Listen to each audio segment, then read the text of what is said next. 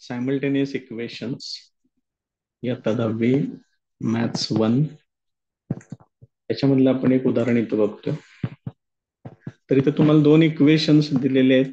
X plus 7y is equal to 10 आणि दुसरे equation आहे 3x minus 2y is equal to 7. तर सगळ्यात पहिल्यांदा सायमल्टेनियस इक्वेशन सोडवताना हे लक्षात घ्यायचं की एक्सचं किंवा वायचं कोइफिशियंट सेम आहे का. जर तो नसेल तर तुम्हाला दोन्हीपैकी कुणाचं तरी एकाचा कोइफिशियंट तुम्हाला सेम करून घ्यावा लागेल. आता या उदाहरणामध्ये हे फर्स्ट इक्वेशन आणि हे सेकंड इक्वेशन हे जर तुम्ही काळजीपूर्वक बघितलं तर इथं कुणाचेच कोइफिशियंट सेम नाहीये. एक्सचा कोइफिशियंट इथं काही नाहीये म्हणजे तो 1 आहे. त्याला आपण 3 करून घेऊया. त्याच्यासाठी आपण इक्वेशन 1 ला 3 न मल्टिप्लाय करणार.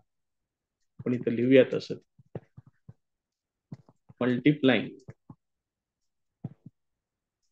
Equation 1 bye 3. पहिल्या इक्वेशनला 3 न मल्टिप्लाय केलं 3x तर 7 into 3 21y this is equal to 10 ला पण 3 न मल्टिप्लाय करा 10 or 30. Second equation as it is ठेवून टाका. नो चेंज त्याच्यात. आता इथं एक्सचा कोइफिशियंट सेम आहे. चिन्ह पण त्यांची सेम आहेत. या दोघांची सबट्रॅक्शन करायची. सबट्रॅक्शन करताना ह्या पुढचे जे टर्म्स आहेत त्यांची चिन्ह बदलून घ्या. इथं प्लस होणार इथं मायनस होणार. 3x मायनस 3x हे कॅन्सल होईल. 21 प्लस 2 होणार म्हणजे हे येणार 23y. This is equal to 30 minus 7 ते येणार 23. त्याच्यावरून y इक्वल टू ह्या 23 ने इकडे डिवाइड करा. 23 डिवायडेड बाय 23 हे येणार 1.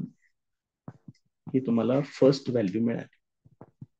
आता ही व्हॅल्यू तुम्हाला ह्याच्यामध्ये जे सोपं इक्वेशन वाटेल त्याच्यामध्ये वापरूया. मग मी दुसऱ्या इक्वेशन मध्ये वापरतोय.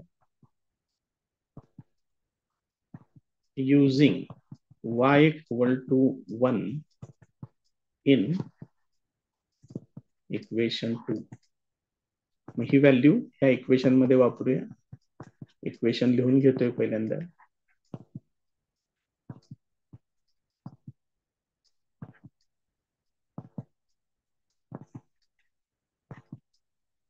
हे या पद्धतीने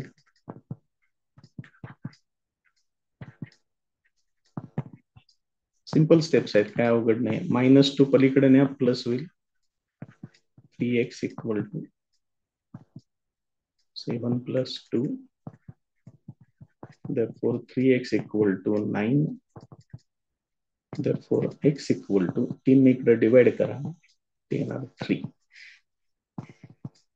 त्यामुळे याचं फायनल आन्सर आहे ना x, y this is equal to 3, 1.